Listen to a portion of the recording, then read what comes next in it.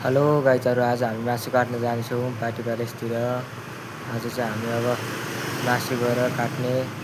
धेरै त छैन, अलिकति छ। आज भर्खर काटेर त आजको मासु प्लास्टिकमा प्याक गरेको हामीले जोखेर। आज धेरै छैन, 14 किलो मात्रै छ होइन।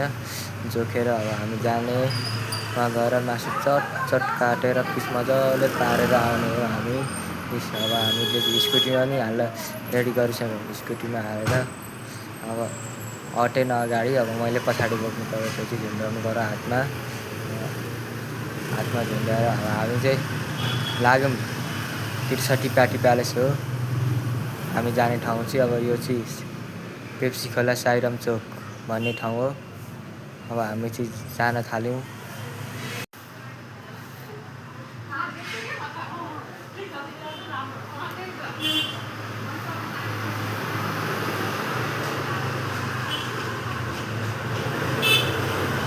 गाइस, अब हामी चाहिँ ठ्याक्कै पुगिसक्यौँ। यहाँ स्कुटी रोक्यौँ। अब हामी ओर्लेर मासुभित्र लगेर पिस पार्ने छ। अब पिस दुईवटा झोला छ, धेरै त छैन। सानो सानो 10 किलो झोला, त्यही 14 किलो त हो। अब हामी भित्र पसिसक्यौँ। हामी चाहिँ आज पछाडिबाट आएको छौँ, अगाडिबाट जान मिल्दैन। हाम्रो साउ हो उहाँ चाहिँ, एकदम मजाको साउ हुनुहुन्छ उहाँ हो। यही हो अब हामीले मासु काट्ने ठाउँ, party palace 63 party palace. Cook दाईहरू माथि हुनुहुन्छ, हामी चाहिँ भित्र जाँदैछौँ मासु काट्न। माथि त्यहाँ हुन्छ। आज चाहिँ 2जना मात्रै हुन्छ कुक दाईहरू, धेरैजना हुनुहुन्न। आज थोरै छ नि त, त्यही भएर अरू बेला त टन्नै हुनुहुन्थ्यो। आज चाहिँ थोरै छ। हामी माथि जान्छौँ। अब फेरि यहाँ जोग्छौँ मासु, यहाँ जोखेर कुक दाईहरूलाई देखाएर अनि मासु काट्ने। अनि मासु काटेर जाने। मासु काटेर अब अलिकति के भयो, हल्लियो होला, मिलाउनु त भयो होला। 14 किलो 100 ग्राम बढी नै ल्याइदिया हो। 14 किलो मात्रै हिसाब गर्नु छ। किलो चाहिँ हामीले 1280मा दिन्छौँ किलोको चाहिँ।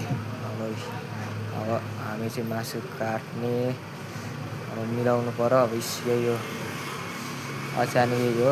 कालो कालो अचानी छ यहाँको चाहिँ। अब धेरै दिन भएको थियो मासु काट्न नआएको, त्यही भएर पैसा डल्ल पाएको छैन। अब उहाँ दाइले चाहिँ अब मासु काट्नु रेडी, हाम्रो दाइले चाहिँ मासु काट्ने रेडी गर्नुभयो।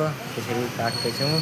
अब हामी चाहिँ काट्दै जाँदै अब अघि धेरै अब काटिसक्ने लाग्यो नि, धेरै छैन होइन। काट्दै जाँदै अब हामी चाहिँ यसरी ड्याम मासु काट्ने हो। ल गाइस, अब सिद्धिसक्यो। आज अलिक हतारमा थियौँ हामी, त्यही भएर। ल गाइस, फाइनली गाइस सिद्धियो। कस्तो लाग्यो भिडियो, लाइक कमेन्ट सब्सक्राइब गरिदिनु होला। ल सकिसक्यो, अब कामै सिद्धिसक्यो।